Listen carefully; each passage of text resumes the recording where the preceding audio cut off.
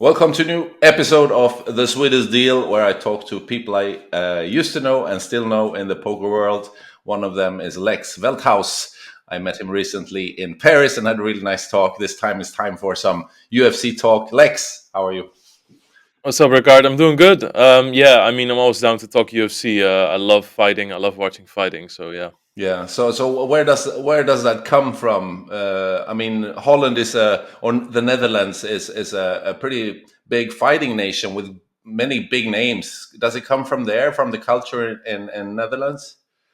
It might have. I do remember always really liking to watch. I was always watching K1. So you had K1 kickboxing, and you had the World Championships. And in the round of 16, or like there were 16 fighters, and of those 16 fighters, 14 were Dutch. So we have a very like rich kickboxing history. And then I actually I think because I spent a lot of my time online, and then my friends came up and they showed me the first ever UFC. Like I watched UFC 1, 2, 3 not too long after they came out, and at first there was a lot of like, oh, it's cage fighting, it's animals or whatever, but it's just like it's such a pure sport, and I think there's a lot of things that poker has in common with it that make it interesting. I know a lot of poker players that are super into UFC and fighting. Yeah, what would you come down to when it comes to what's similar between let's say a heads up fight in poker, a heads up match, maybe it's the most similar, and a cage fight or a K1 fight. Actually, even if you play full ring tournaments, I think it has a lot of similarities because it's like I think it's mostly about you're doing a grind that nobody really understands. It's like you have your you have to do it alone, right? And you have coaches and you have friends and you have a mentor and you're in there and they're ringside and you know your friends are supporting you, but in the end you're in there alone. And I really feel like that's what poker's like as well. Like if I talk to Spraggy about both being in a bad run, we give each other sympathy or whatever, but you still have to go through it mentally alone, right? And all the self reflection is on your own, and it's also like for instance jujitsu, right? If you're in the dojo 6 hours a day, you're going to get a lot better than when you're in a dojo 1 hour a week. And I think that is also very similar to poker. Like you have to get reps in, you have to have a certain tenacity, you have to have a certain ability to be able to accept that somebody was better that day. So I think there's a lot of similarities in that sense, especially on the psychological field of it. Yeah, that's right. Well, what is your own? I know that you've been into it a little bit yourself and practicing it. And one specific moment was when you and Elke, for some reason, decided to fight, which is a funny story we talked about many times. So how far did you go with getting into it yourself?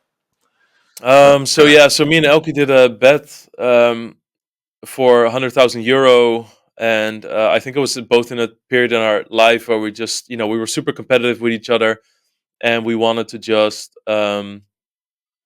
get healthier, get more fit, So we're both very open to it, and we decided to just train for a while. And I really put in a lot of work. I trained 4 or 5 times a week, and the last three months before the fight, I went on a legit training camp, and I just did 11, 12 trainings a week.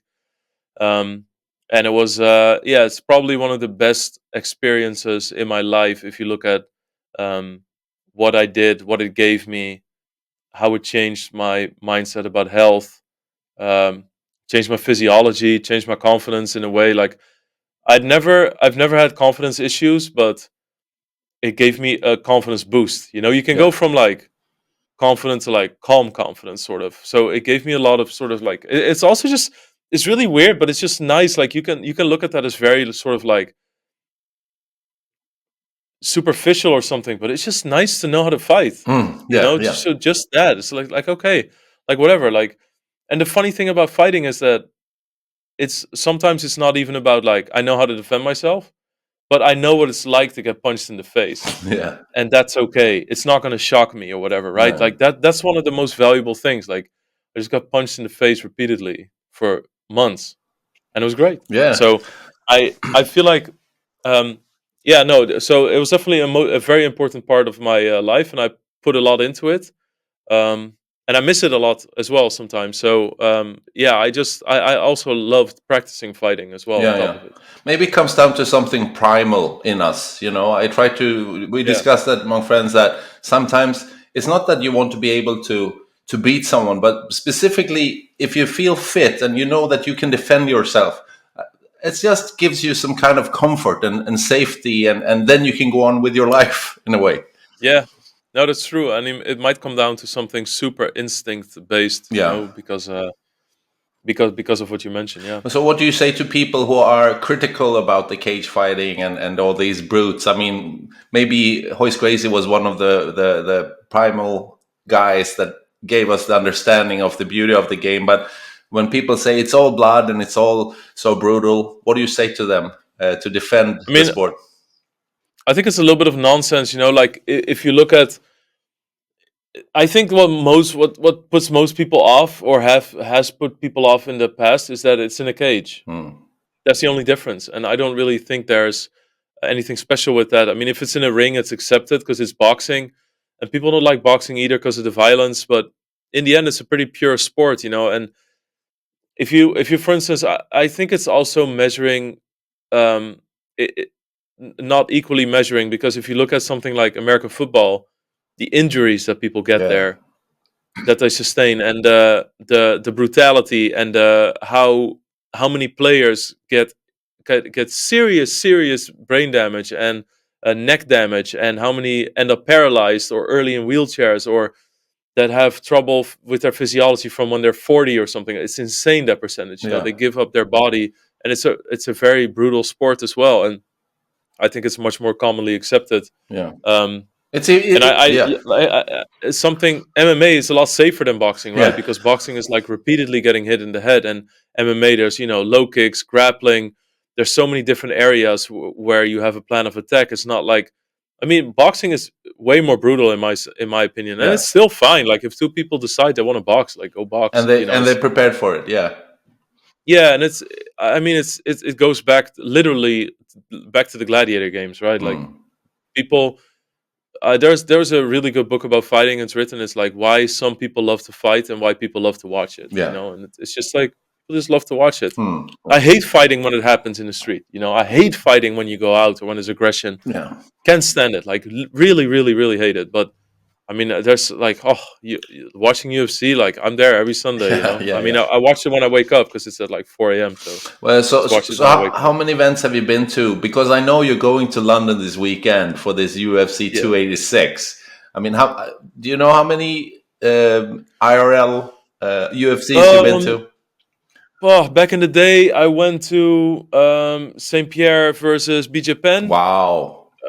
First time I was in Vegas, so that's like 2006 or something. Yeah. Um, Long time ago, or that was in 2007. I don't exactly know. And then I went to Chuck Liddell versus Rampage Yeah. Good in one. Vegas as well. I Classical went to Frank fights. Mir. Yeah. Yeah, Frank Mir for Noguera, I think. Man, it's actually bad if I don't know that, especially if it's Noguera, because he comes from Pride. That's Yeah. like when I watch the most. And then so that's like three, and then I've seen a UFC in the Netherlands, and then UFC London last year, the second one, and then now this one. Yeah. So this is going to be my sixth, I think. Yeah, Yeah, I mean, sixth. it's a very usually UFC has grown big and it's been very focused on being in the States, mostly Vegas. I mean, that's the hometown more or less of UFC. What do you think of it coming to Europe and coming to London? Why is that good for the sport? I think it's really good to do regional events and anything. It shows the passion, and it shows that it's alive somewhere. And I just really feel like, I honestly think that UFC should do a lot more. Like I feel like they drop the ball sometimes. I mean, they could have made like Blachowicz versus Prohaska in like Poland or Czech Republic. And um, I think they're seeing it now. And I actually think that UFC London last year, so like the second one, right? Like you had the first one with Tom Aspinall winning against Volkov, and you had the Paddy Pimblett fight and Molly McCann, of course. And it's the one and where um, Arnold Allen beat Dan Hooker. That one was crazy, right? Like that one was insane. And then they did the second one, and it was still hype. That's the one I was at. It was still insane. It might be a little bit less than the first one, especially because the main event was an injury with Tom Aspinall and all. But um, I think that really opened UFC's eyes. Like, hey, we should do this again, you know. And then now you have a thing where you had UFC Paris with Gane versus Tuivasa, and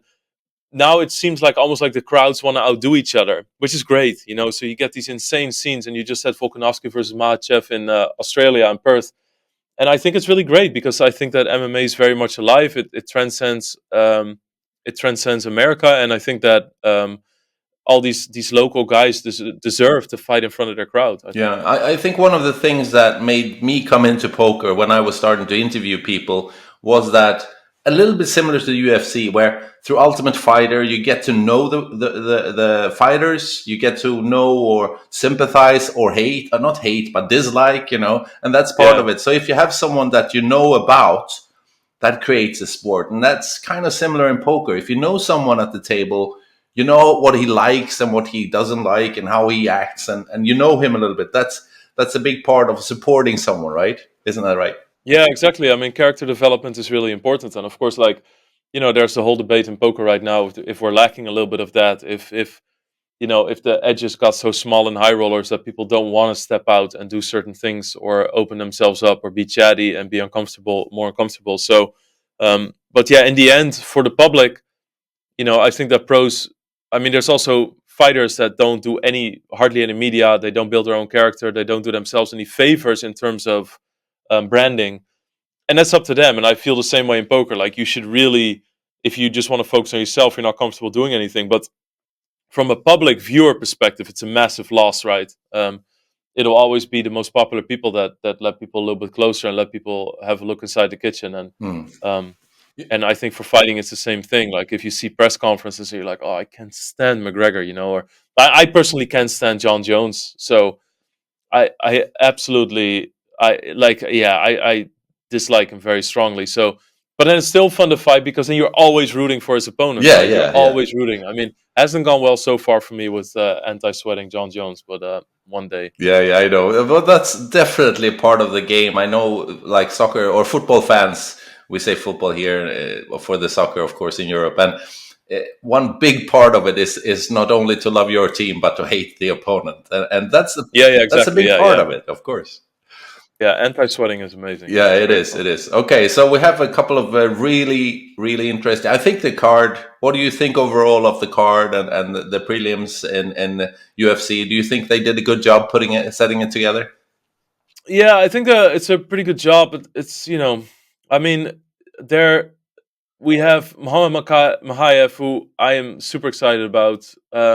Jack Shore, of course, he had a loss last time, but all good. I mean, it's a little bit less UK centered. It feels like. I mean, you have like a random, you know, Marvin Vettori versus Dolitza. Okay, sure. I mean, it'll be great to see Marvin Vettori fight in real life, right? Yeah. It feels a little bit less UK heavy. Also with the co-main Gaethje and Fiziev. But I mean, on the other hand, like that's I don't really care. You know, it's really fun when you're there though, and the crowd gives a huge pop. But I mean, the main event being Edwards versus Usman is going to make up for everything. I love to see Fiziev and Gaethje fight in real life. Like, of course, it's going to be one of those like having seen them live once. You know, I love the fact that I saw GSP live at one stage, and I love the fact that I've seen Rampage and Chuck Liddell. You know, so you definitely have like big moments like that with fighters that you saw live. So for me, the card looks good. I mean, it looks like a legit pay per view. I mean, it would have been fun. I'm not the biggest Paddy Pimblett fan or something, but it would have been fun to have Molly or Paddy on, or you know, like, I mean, Arnold Allen is fighting. He always seems to like. Well, he wasn't the first London, but sometimes the UFC puts like cards together where a UK fighter is missing and they're fighting the week after or the week before. Like, I would have loved to see Nathaniel Wood or something, but I don't know if he's I know if he's injured or anything or something like that. Yeah, yeah, yeah. No, I But think yeah, yeah, I think it's an interesting when it comes to. I mean, oh, he's cancelled. yeah, Okay, yeah, yeah. yeah, I mean, there's one card. The Duncan Morales fight is quite even on the odds among the in the odds, but they're quite heavy favorites. Usman and Fiziev. Do you think are they justified that they are big favorites? I'm. Not sure about Fiziev yet. I think this is a really big test for him in terms of fighting somebody with Gaethje's power and stand up. I mean, Gaethje's one of the best stand up fighters there is. Um, so I'm not entirely sure there. Um, I think that Usman being a big favorite is warranted if you look at what happened in round 2, 3, 4, and the start of 5 last time. But I don't know. There's no elevation this time. I think that Edwards will have the belief that he can do it because he won last time. So that'll be off his back. I don't know how much pressure. I mean, there should be a lot more pressure in London for him. Yeah, Um, but I don't know. I think that Edwards looks really good in round 1 last time. I mean, he won round 1. Um, and I mean, these things matter, but historically speaking, it doesn't bode well for a champion if they've been knocked out, and then they go into the rematch. I believe the last, yeah, I don't know. Yeah, I wanted to pull up a stat, but I can't remember exactly. But the amount of champions losing to a younger champion to a younger contender then rematching, I believe it's like very skewed towards the younger contender now defending their belt. So um, I hope for Edwards. Usman is not really my kind of character, and Edwards is. So I mean, I was rooting for Edwards the first time around. I couldn't believe that fight. I was watching it with a good friend that's actually coming with me to UFC London, and wow, we're both literally. That's the beauty of UFC, right? Like if you support a football team, you have your team and they play, but on a UFC card, you can be fans of 4 or 5 people and have that tension 4 or 5 times. And yeah, when they fought the last time, I was just with a knockout. I was just walking around like that. I just couldn't believe it. It just feels so surreal. And yeah, I had those moments like I mean, a fighter fights 2, 3 times a year, so it's almost like a Champions League match every time. So if yeah, you're a big fan, you get into the sport. It's almost like every other weekend you have a huge match that you can sweat, yeah, and so brutal and so tough. It's so much nicer to watch a lot of the time. yeah, I hate watching football sometimes because of all the moaning and the diving yeah, and yeah, yeah.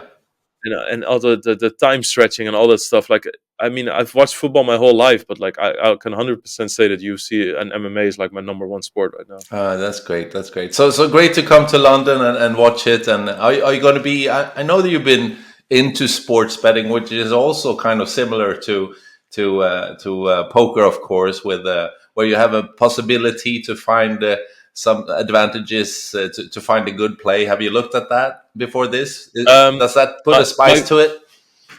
Yeah, my friend does a lot. He's actually good at betting UFC. Like he has really good, he has a really good eye for it, and he does a lot of research and he bets, and it's sort of a passion project. So he bets like whatever. It's not like his business or whatever, but he he's very good. He's like every year he's up and whatever, and even if he wasn't, but he does well. And for matches where I don't care about and we're watching a card together, I'll just follow his bets pretty much to have a sweat on it. Um, but it's just for fun, so it's going to be like way lower than what people would expect if you compare it to what I play poker. So I just bet for fun sweats. I don't really like if I watch two randoms fight. I love UFC enough where I can just watch and enjoy it. I don't need to like put on the second division German football on and then bet on one of them to have a good night or something. No. I would if I watched that. By the way, I would definitely have to. But um, I do some sports betting, but it's all very relatively small. Yeah. Like I'll maybe put like 100 on every fight or Yeah, yeah, something. yeah, So yeah. I think it's fun. It's a fun thing that some betters they like to bet on their own team to put like a icing on the cake in a way, but then it's double joy or double yeah, sadness. But and some people say that well, if my heart is in the match, I prefer not to play on it because I don't want it to yeah. soil it. I have done in the past where there's this football team in Netherlands, PSV, and I don't like that team. It's like one of the rival teams of my team, Ajax. And I have done in the past where it seemed like good odds to bet on them, and I bet on them because if they won, then at least I got something out of it. And Yeah, if they lost, I would still be happy, sort of. So I did that emotional hedging with some of the competition, but um, I have gone to an Ajax match in the Champions League and bet on Manchester United, like heavy as well that time, because I was just like, this is a time where I went to every home game in Ajax, and you got like 2.0 on Manchester United. yeah, Um, which is what like plus minus 200, yeah, I think. Yeah. I'm not that I'm not that much into the American way of putting it, but let's say if you bet €100, you get No, it's €200. plus 200. Yeah, Yeah, plus something like that. yeah, I don't know. Yeah, whatever. It's never do math live on camera. It's always a bad thing, but it's such a rule. But anyway, so if you bet 100, you get 200. yeah, So and I knew Ajax was playing absolute dog shit, and it was the first match of Champions League, and Manchester United wasn't a lot of pressure to perform. It's like Rooney days, yeah. and I was just like, "There's no chance in hell that we're winning this. There's just absolutely no chance. I'm gonna go to the stadium. I'm gonna root for Ajax, but these odds don't make any sense." So I put a bag on Manchester United, and they ended up winning. And I was like, "Wait, they won very easily." And everybody in the stadium was like, "Well, yeah, of course we lost." So Yeah, we went home, but at least I made some money out of it. So I yeah, can bet against my team if it makes some sort of sense. Like I can separate that process, right? yeah. As long as I'm not like secretly hoping that they start losing, because then I wouldn't want to do it. Right, right, I right. really need to have like if they win in Champions League, I'm going to be super happy, and I saw it, and then I know I made like a plus EV decision on the side that didn't work out, and that's fine. But I'm not going to be like go Manchester United, because then I don't want to bet. Yeah, yeah, yeah. That sounds good. Okay, okay, Lex. It's good talking some UFC. It's really it's a really great sport, and I'm looking forward to Saturday. Yeah, Any other plans for London, or just a pleasure trip? yeah, just pleasure trip. So me and my friend, we usually then just go to some restaurants, try some different food. I believe that we're gonna eat some African food and then some Sri Lankan food or something. So we just always try different kitchens, go have fun, catch up. It'll be also nice, just the whole trip together with him and just catch up and talk fighting and just enjoy it. And then back to streaming on Sunday. So Yeah. right after the event the next day, I go back to Belgium to play. All right, all right. Yeah, yeah. Belgium it is to continue to create that great YouTube channel of yours. You're happy with how things are going with not transition, Yeah, but more focus on YouTube for you.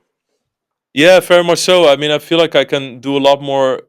I can exercise my creativity in a different way, and I work on this new segment. I have like a massive green screen wall here in the studio, so I'm working on a segment, and I actually believe that nobody has ever made some sort of entertainment segment with a whole green screen setup in poker before, right? So just trying to do new things, trying to show a new angle into enjoying poker and making content. And I have some other plans as well to talk about some poker hands and do some other segments because, yeah, I definitely feel there's some angle into poker content missing. Uh, and it's the same way where when I started streaming on Twitch, I was like, I think I would do it differently. I just looked at it and I was like, I want to do it, and I think I'm going to do it differently. And I have the same feeling with YouTube now.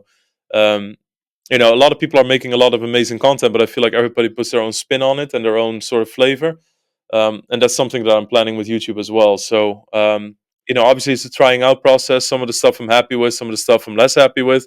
But the good thing is you can just cycle and try stuff, and I have a great audience that gives me time and patience and a lot of feedback. So. Yeah, yeah, I was just about to say that you use your own imagination, your friends, but also the community and the communication Yeah. between the followers and so on, which is really valuable. And I think you are there's a lot of followers out there that like what you do, so keep doing it, Lex. Yeah, thanks. Yeah, Yeah, yeah, yeah. appreciate it. All right, looking forward to see you in London, Lex. We have a good time. We'll be there on in different seats, but we're going to be at the same O2 Arena, and then we'll talk soon again. Okay. Awesome. I'll see you there. Okay. Bye.